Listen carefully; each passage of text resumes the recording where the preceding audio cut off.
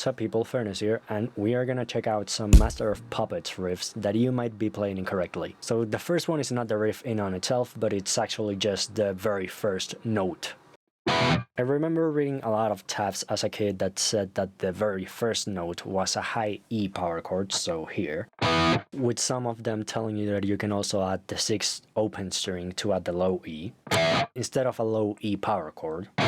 Now the high E is incorrect. If you listen to the isolated guitars or even the remastered version of the record, you definitely hear the low E. I do remember very long ago hearing a version with the isolated guitars supposedly that did play a high E, and if you do remember that and you have a link to it, then hey, let me know. But my theory is that back in the day I just simply had very bad headphones and very bad speakers, which didn't let me hear the full range of the frequency spectrum, and because of that maybe I just heard some harmonics of the distorted note that might have make it sound like a higher pitched E. But that confusion aside, yes, the high E is indeed wrong, and the low E is how James played this in the record and how both him and Kirk still play this live. If you happen to really like how the high E sounds, may I recommend to you the Petrucci E.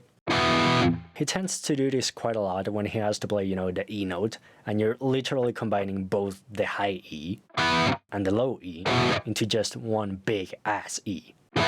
So yeah, the more you know, I guess. Second one, and actually the very first riff that we're gonna check out here is the descending riff. I think there should still be a lot of tabs out there that you probably have seen that will tell you to play the descending riff like this.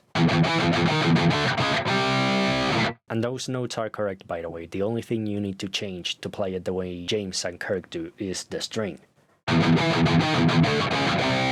So as you can see, same notes. Just different strings. I will say, in my opinion, there's really no problem if you do the 5th string version to practice different ways of down picking, as it does feel different to the right hand to do it on one string alone compared to switching to different strings, but the next riff already makes you do that. So if you want to learn only one version of this, do the 6th string version. It's also, the canon version. The third one we're gonna check out is on the same riff, but now we're gonna focus on the tail end before it starts repeating itself. Now, I've personally seen 3 different versions of this. One where it ends with a pull-off,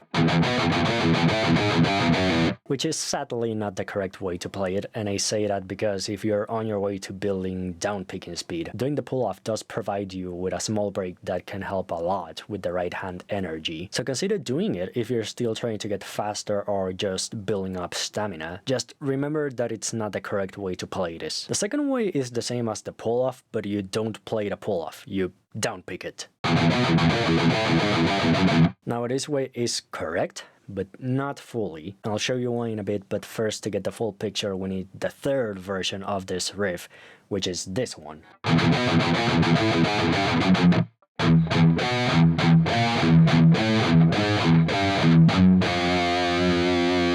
So as you can see, you end this version in the 1st fret, which is also correct, but also not fully. What we really need to do is a combination of the last 2 ways to play the riff. So here it is fully.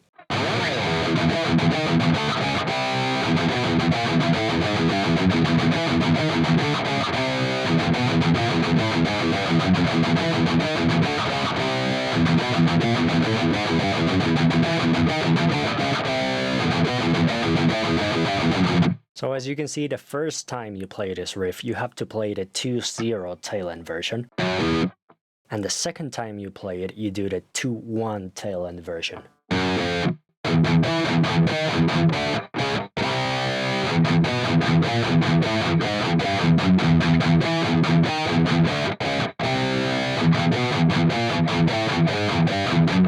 And then what we do is we repeat that pattern twice until, the next riff. And we're gonna pause this one here. I will be checking out more Puppets riffs in upcoming videos that should hopefully be up next week. So subscribe for that if you're interested, and also consider giving this video a like and also sharing it if you thought it was helpful. It does help me out tremendously. Maybe check out another video that should be popping up at, the sides of my head. And I'll see you all in the next one. Have a great day.